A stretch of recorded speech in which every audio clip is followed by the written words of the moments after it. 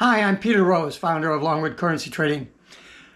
The topic that I want to talk with you about today is the critical Forex risk management rule that I try to keep in mind all the time, but it's critical because I didn't follow it and I lost a lot of money as a result of that the other day. The critical Forex risk management rule has to do with your expectation of gain. The only thing that we have control over is our risk.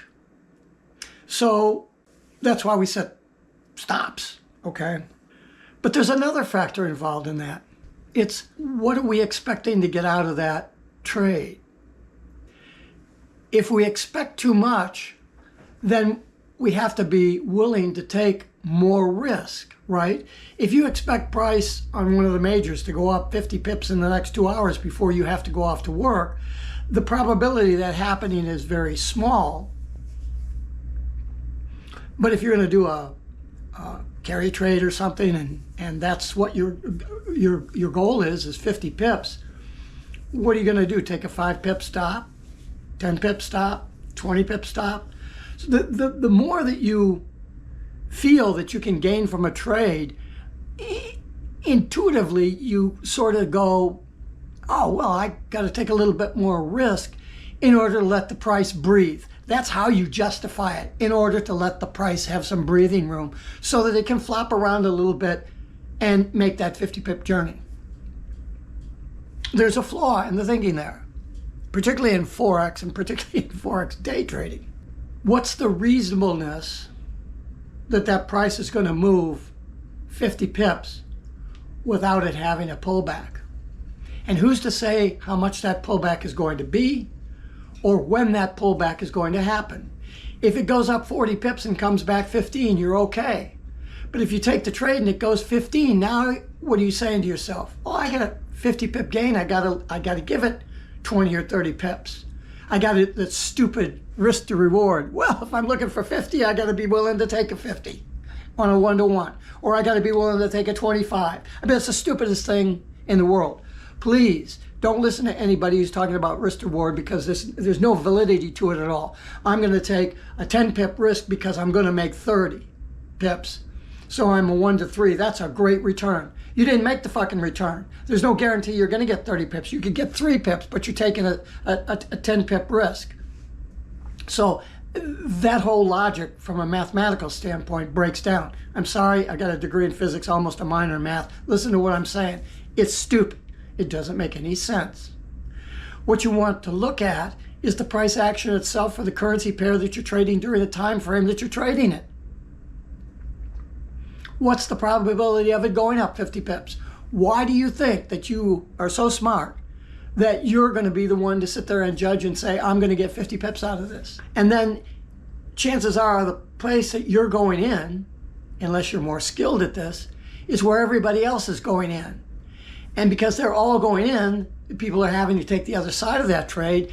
And if they're more knowledgeable people that say, this thing has run its course about, I'll sell it to these fools, you get a pullback in price. So just by going in at an obvious place means you're going to get a pullback. So if you're doing that and you're getting stopped out all the time, you think that you need to give the price more room to breathe so you don't get stopped out. But the real problem is you don't understand your entry analysis well enough to take the component of momentum into consideration so that you have a higher probability of judging when the price is going to move in your favor after you take that trade, even though the weighted value of the trade is negative, simply because you're getting in with the rest of the people. And it's like everybody jumping into the rowboat at the same time. You're going to flip it over. So in risk management, the rule that you have for risk management, and there are several rules that you have, or you should, it has to take into account you as a human being and what your expectation of success is going to be. And in order to get an idea of expectation, you have to say, what size bank do I have? and what is the reasonable expectation that a year from now I'll have X% greater if I have a good win-to-loss ratio, for example. What's your expectation? You got a $10,000 account, so you trade in one full lot. Yeah, I know. You can trade a full lot for $7,000, or some of you only have a 2% margin requirement by your broker. The U.S. requires us to have a 5%. That's a safety zone. That's a safety plug that you have. Same reason if you're trading stocks, you margin out 50%. That's it. Because they understand the dangers of having too high of a leverage. Well, that's a whole other risk management process than we're talking about, and that's all part of a course or a process of teaching, right? And that's what I do in my fast track course. I mean, I'm assuming the people that take fast track means that I can't take you from a beginner to fast track you out, because I don't really work with beginners. You have to have some experience so that you've got beat up a little bit. So when I say something, you go, oh, okay, yeah, I've been doing that. I shouldn't be doing that. And you'll believe it because I can back it up with math and I can show you how things are going to work out for you if you proceed in that particular direction. And by the way, we solve all those problems right up front. It's a 6-week program, so we solve all those right up front. So we don't have to worry about that through the rest of the course. The risk management is done first, and then you do the rest of your analysis. So the training is done the same way. I mean, I don't know what you guys are doing in learning this stuff, but I teach in a process-oriented manner, and risk management is the thing that forms the foundation of everything that you do.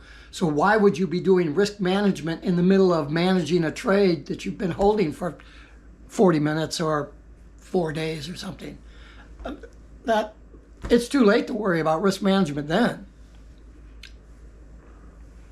But the critical rule in risk management is abstracted from your confidence in the metrics that you're using in your trading to say, I can get a 20% return on my money in a year, or I can get an 80% return on my money in a year, or I can get a 200% return on my money. I don't give a shit what the percent is. They're all possible. But when you're starting out, is your expectation 200% at 500 to 1? I don't think that's reasonable. So what's your expectation based on your metrics? Because that's how, I mean, I don't know how you do it, but this is how I do it, and this is what I teach in my fast track course, is you base the creation of your rules on your trading metrics, which allow you to extrapolate forward on a yearly basis. I should expect an X% return. In a month, I should expect a percent return on my money that's consistent with my yearly goal. If I'm looking for 25% or 24% a year return against my risk, then I could expect 2% a month. Well, okay, so can you expect the same 2% a month that you're getting on your $10,000 or $15,000 account? Can you expect that when you have a $200,000 account and you're trading it at $200 a pip? Can you have that same expectation? Do you understand the difference between trading a $1,000 account and trading a $100,000 account, or a $200,000 account, or a $300,000 account? Or you're saying, well, what do you know, Peter? Well, I've traded high six-figure accounts. I've lost six figures. I've made six figures. So I have a little bit of experience in viewing this stuff. And in particular, my failures are all based on having a greater expectation of what I'm capable of doing than what actually I'm capable of doing. Some folks will be talking with me and they'll have 4 or 5 years of trading experience, and they'll be consistent, but not making as much money as they want to make, right? And so that's why they're talking to me. What thoughts do I have? And I think the cramp comes, well, when you lose, how much do you lose at times?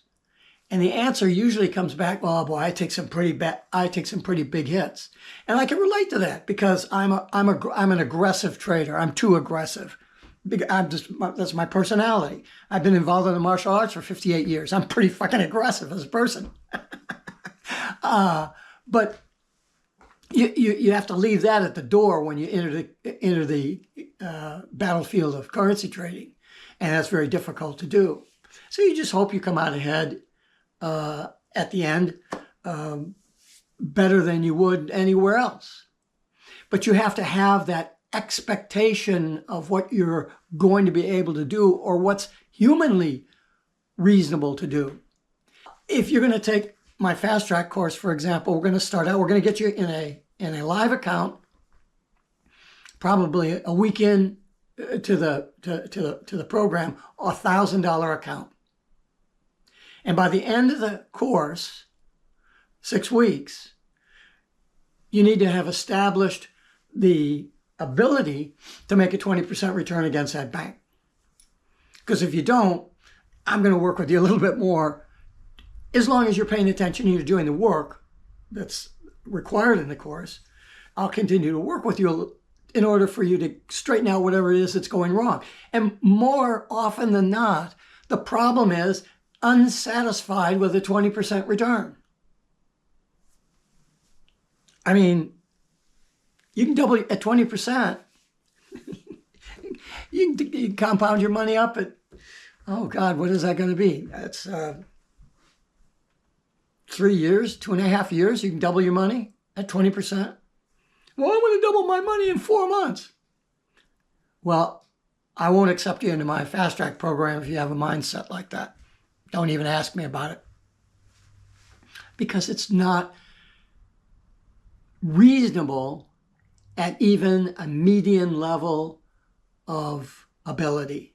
You simply have to have rules against this massively complex market, which creates stability. The rules, if you write them correctly, give you a high probability of expectation of what you can do because the rules are dealing what we call in a proxy fashion against the complexity of the market.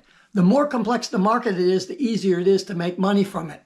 And that's somebody with a physics background talking. You won't find anybody else that'll tell you that because they don't know. They don't understand that. So let's start with a 20%. If you can't do 20% on your money, you should not be trading Forex. If you're not consistent in your trading, and you can't just say, oh, I did 2% this month, I did 2% that month, I did 2%. Great. If you're an active trader, 300 trades a year, you're going to run into a situation where you have 6 losing trades in a row. Now, sure, you can have 6 winners in a row. That just makes you think you're a hero and push the envelope more so that when the 6 losers come, they cost you more. In fact, they'll cost you your account. There are ways of measuring your consistency and your expectation in a short period of time if you know how to look at the transaction register. Most people don't. So that when we get to the point where you have that, you've proven that in 6 weeks that you have that skill, then we let you play with a $10,000 account. So now you're trading one full lot. So you've 10x'd the size of your bank, the size of your gains. And so now 20% against a $10,000 account is $2,000 a year. You know, if you're retired, the average Social Security check is about $1,800 a month. Geez, wouldn't it be nice if you could add $200 a month onto that? With a $10,000 account, $20,000 account, you're adding $4,000 a month or a year. See, you don't make more money by making more pips because that changes your way of expectation. You make more money by putting more money into the account so that your expectation always remains 20%. That's your baseline. If you can make 20%, that's how you plan your life, right? If you're going to go get a job and they say, well, we can pay you $40,000 a year. Say, well, I'm better than that.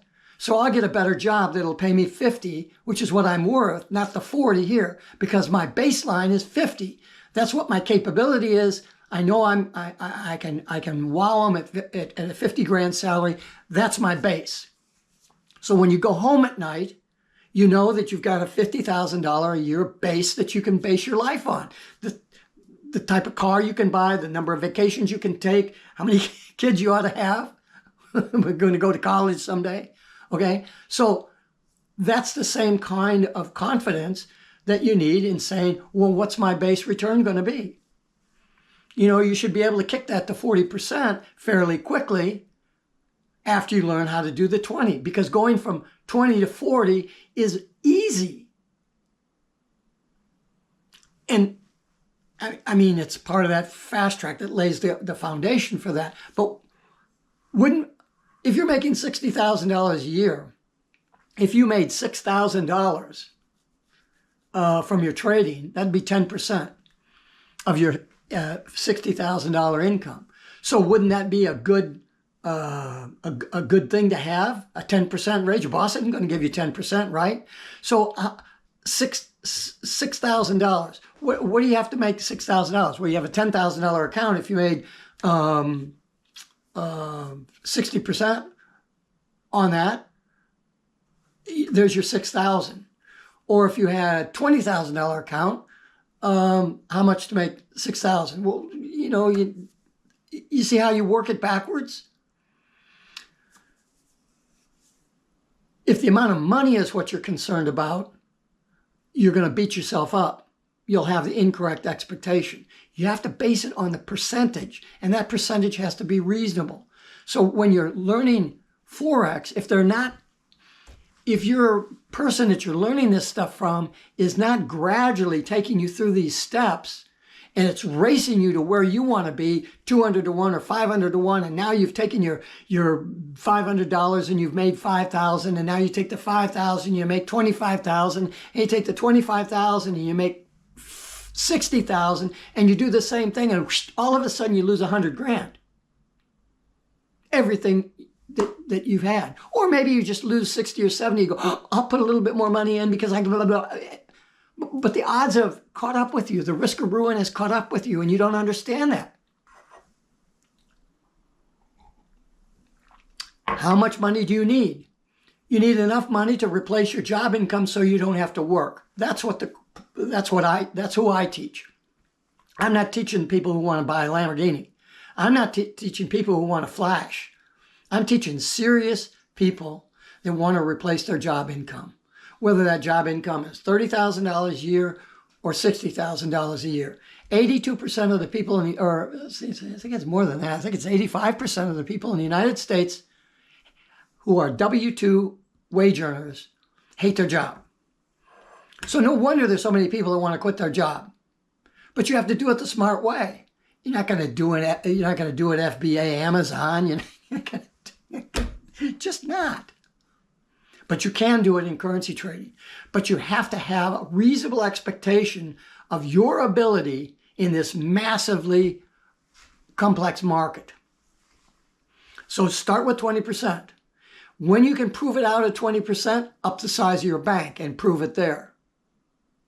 And when you get to the point, if you've done fast track, you should be able to take the mapping of that 20% up into a reasonable sized account, $30,000, $40,000 account.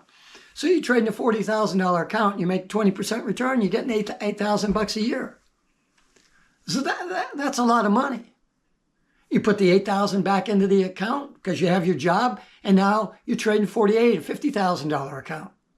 And you keep putting it in, but you're only looking for that 20 or 30% return until you get your account big enough that it's throwing off enough money where you say, I could trade a smaller account and make enough money so that I can take 60% of my job income from that and still have enough left to continue to move that forward.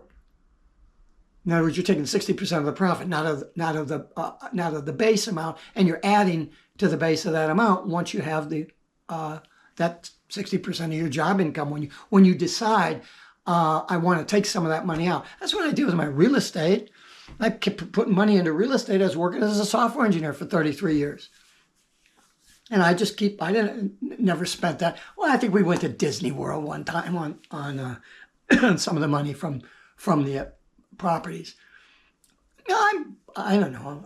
I didn't buy hundreds of properties. I just bought a dozen or so. I retired a millionaire. So what more do you need to prove? So I just kept putting my money back in, and when we needed a vacation, that money was there. I'd take it and we'd go. And we do the same thing in the instruction for building wealth in the training and the work that I would do with somebody.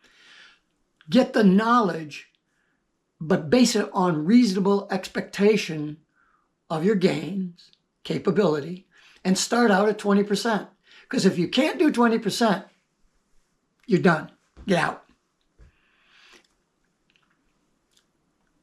The 40 and 80% will come. Sorry, I had to jump out there on a call. My wife is out walking the dog in the woods and called and said, "Oh, guess what? The car place just called and the car is done. It's inspected. I'm going to come and get you, and we got to go get the car." So I need to wind this up. And I'm sure you're tired of listening to me anyway. 90% of the traders lose 90% of their money in 90 days. That's the statistics. How do you get out of that? And if you can get out of that, then as a successful trader, you're part of the 10% successful trader, which means that you're making the 90% of money that those other guys are losing.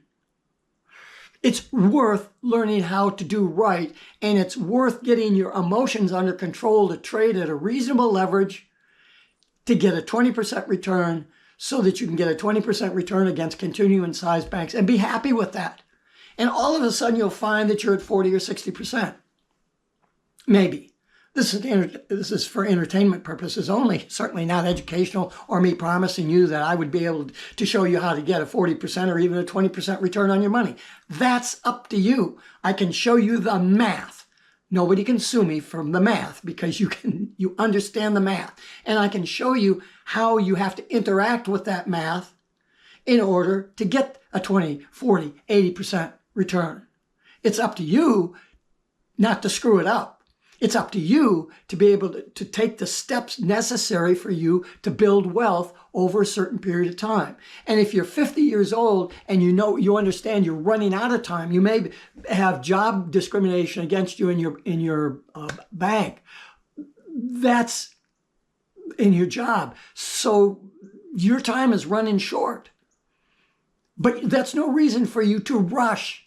Because the great thing about currency trading, well, the way I do it anyway, is that you work really hard in the beginning, that's why it's called fast track, to learn those skills.